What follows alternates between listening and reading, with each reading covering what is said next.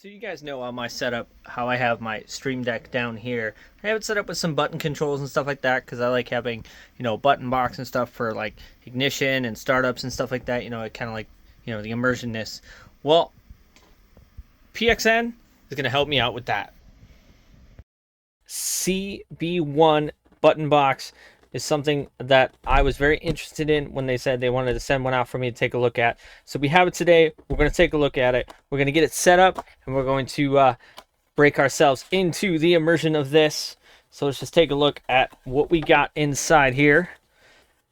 Obviously, we got control box instructions, and then we got the control box. We'll pull that out in a minute. So we do have, obviously, USB Type-C, power cord, Allen keys and tools, another USB-C to USB-C. We got the clamp, which has multiple mounting sides, however you want to mount it. And then we got the button box control box. So let's get this thing out. Ditch the box because we don't need that anymore. So this thing looks super nice.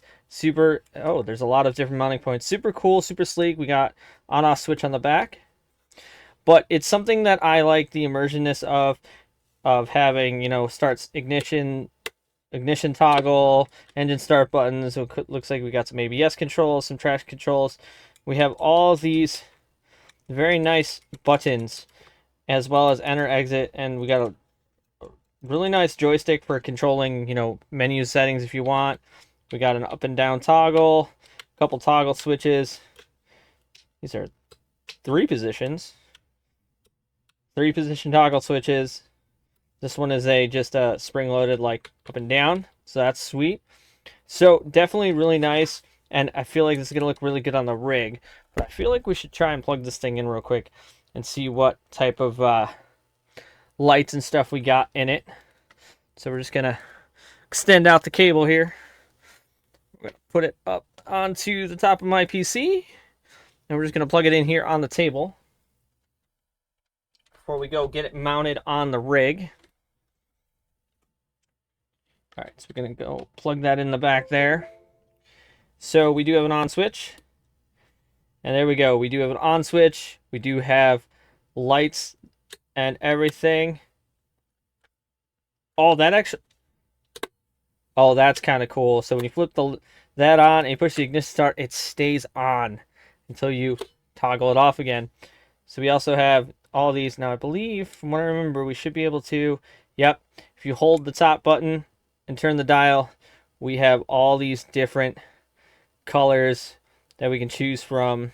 I think we're going to actually go with kind of the teal looking color. So we got to get this mounted on the rig so we can take a look and see how easy it is to bind everything and go from there. So let's get it on the chassis and we'll go see what we got. So we did get the PXN button box mounted on my chassis. I did have to do a little modification of the bracket for my application, but I did get it mounted up nice and on there. So we're going to switch to the game cam and we're going to see what we can do. Alright, so we got the game set up. We are on a set of course Evo, and one cool thing, because if I'm not using, say, my race wheel, which has all my parameter buttons, and I'm using my standard wheel, I have no way of doing anything unless I'm pulling out a keyboard. Well, with this button control box from PXN, I don't have to do that anymore, which is quite nice. We're going to switch back to game cam. We are in an S2000, but I have preset everything, which was really easy here in Evo. Basically, with going into control settings, all I had to do was click on right here. It already pulled it up and knew it was there, and then just set what parameters I wanted to set.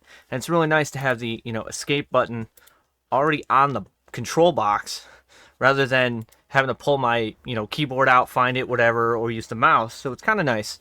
So with that being said, I like my realism, so we don't have any ignition status or anything on, so we can flip up our toggle switch, flip on our ignition, and then start our engine. And if I don't have any of the buttons like from my other wheel, I do have the ability to adjust my ABS and everything on the toggle, on the fly, and stuff like that, and set all these other things for like wipers, light, interior lighting, whatever I want to do, however I want to set them, and even menu controls, which will be nice.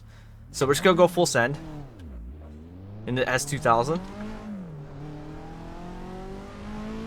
Here at Brands Hatch, here in Evo. But so it is super nice to be able to have controls off to the side, kind of, you know, in a realistic aspect. Oh, lost front grip. And have the ability to, you know, toggle on your ignition, or if you stall your car for some reason, have a restart button, because I kind of like the games that make you turn your ignition status on and everything. Kind of just, you know, gives me that little more immersion into the game. Oh, no. What? I thought I was going to try and drift, but so like right there, we kind of stalled out the car, so now I can just restart it with the control box, and we're full send. So a big thank you to PXN for sending this out. It was really easy to set up once I got it set up. It was stupid simple, because the game already recognized it and everything from the get-go.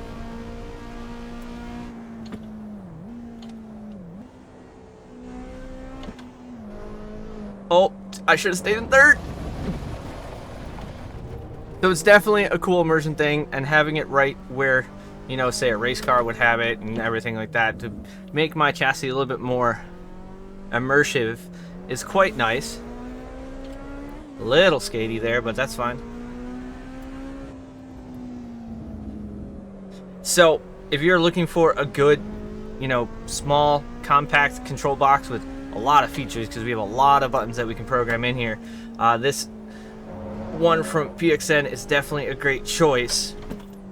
And a big thank you to them, once again, for sending this out to me. I'm having a lot of fun with it. Definitely going to be utilizing it in a lot of other games, such as like BeamNG and other aspects of racing, because it's nice to be able to have a wheel without controls on it for like drift cars and stuff like that, but still have the ability to turn on like lighting and things like that without having to pull a keyboard out. And then now I can utilize my Stream Deck, which is currently turned off, for only my recording and scene changes and stream recording stuff, rather than having to make it a button box also, which is quite nice. So I'll leave the link for this down in the description box below if you guys want to check it out yourself. Make sure you guys follow and subscribe. Appreciate all the support. Oh, we went in there too hot. And I'll be doing more with this button box, like I said, with other games. We're going to be setting up other controls for flashing, customizing it, doing all kinds of things. Because, like I said, racing and stuff like this on wheels that don't have any paddles or anything like that is really nice to have some sort of outer controls without, you know, having to dig around for my keyboard.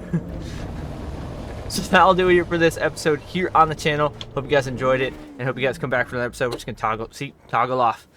I'll see you guys on the track.